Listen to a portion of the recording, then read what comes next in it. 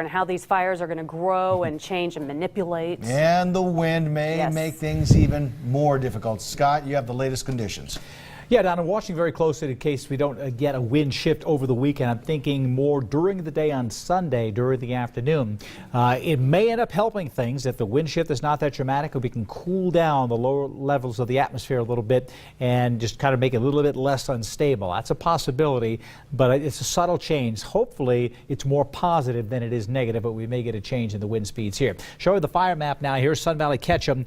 This is Bellevue, and here's Hailey right in here. Now, I've changed the map up a little bit. I'm showing you basically where all the active burning is in the red, and then the orange and black. That's the last 24 hours basically, and the light gray now. I don't have the fire perimeter here, but this is where all the burning was. All these circles used to be reds and grays, and now you can see where the fire was and where it is headed. You can see one finger of it heading right to Highway 75 here. It's basically right on the highway, and another area of active burning right down here just west of Hailey. This really needs to be watched for the town of Hailey, because this could make a run tomorrow and approach the town of Hailey here. Also to the north, generally what you're seeing is a big open hole right in here. The Castle Rock fire was in this region right here, and it does not seem to be too much burning going into there, except this region right in here is cutting across just a little bit. But here, Highway 75, there's another mandatory evacuation zone here, as this fire is just going unabated in north here. It's only about 7 miles from Highway 75, so lots of activity going on here. This is what it looks like on the map. Take a look at this picture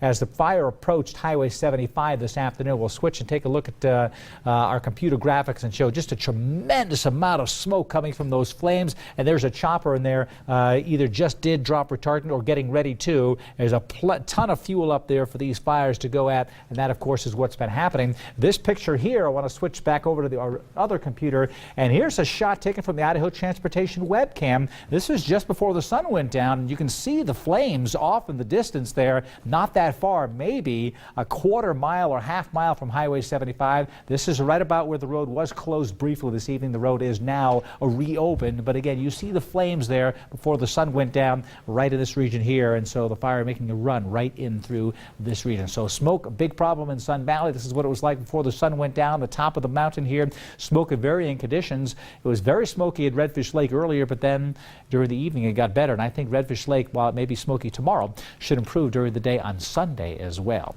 Air quality shows that we go from orange today down to a yellow air quality alert tomorrow. There's less fire from the Elk Complex fire, less smoke that is, and hopefully we'll be in good shape. Some smoke in the morning, still a burn ban in effect. Let's take a look at the red flag warnings that are in effect here. This is for central Idaho, and this right here, right around the burn areas and where the fires are now. High Haines Index means rapid fire growth, especially during tomorrow afternoon.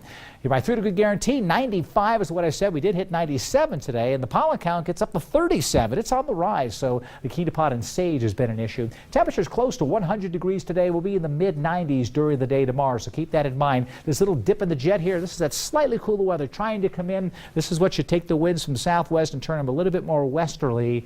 On Sunday, we could be getting the fire plumes turning more towards the east, and that may affect where they're going. Temperatures in the 90s tomorrow in the Treasure Valley. A carbon copy of today. Beautiful weather this weekend in Long Valley. No smoke here. Enjoy it if you're heading up to Valley County, McCall, Lake Fork, Donnelly, Cascade. Looks great. A lot more smoke still, of course, near Stanley and Sun Valley. Still warm temperatures in the 80s, and winds tomorrow should be just like today. Tomorrow could be a carbon copy of today with the fire, as Roland mentioned, maybe making a couple more runs. In the 90s in the Magic Valley tomorrow, no smoke and sunshine. Still hot. It's been real hot in the Magic Valley this week. It continues. Here's the smoke. No big changes to Tuesday. We may get some thunderstorms on Wednesday, maybe some dry lightning. That will definitely have to be watched between Tuesday night and Thursday evening. And then a little cooler weather could come in for Friday.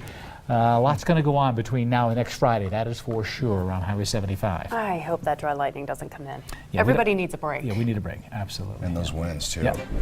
Okay. Thanks, Scott. Coming up next, it's a cycling circus and a whole lot of beer. We'll tell you why you don't want to miss out on the Tour de Fat. And still to come, remembering one of the world's greatest daredevils. Mark Sutton captivated the world as a free-falling James Bond at the London Olympics. We'll look at his extreme legacy.